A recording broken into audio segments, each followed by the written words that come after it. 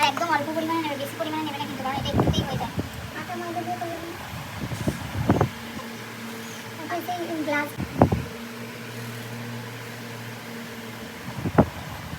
সবকটা কাছাকাছি নিয়ে নিলাম।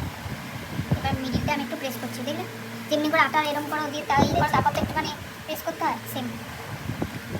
এবার হচ্ছে ব্রাশটা 45 ডিগ্রি অ্যাঙ্গেলে ধরবো, পেনের মতন ধরবো, দিয়ে গোড়ার দিকে ঢুকিয়ে এরকম করে প্রেস করবো, গোড়ার দিকে ঢুকিয়ে এদিকে প্রেস, এদিকে প্রেস, এদিকে প্রেস, ফুলের মতো হলো। আবার এরকম সেম একটু অনেক বেশি করে দিয়ে দেবো, গোল করে কেটে নিয়ে একটু ব্যাক করলাম, সেম 45 ডিগ্রি অ্যাঙ্গেলে।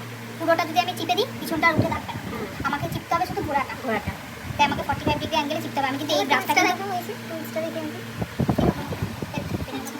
আর আমি কিন্তু এরকম সোজাসুজি এরকম টিপবো না, এই যে এরকম, ঠিক আছে, প্রেশারটা শুধু সামনে সামনে দিকটাই থাকবে।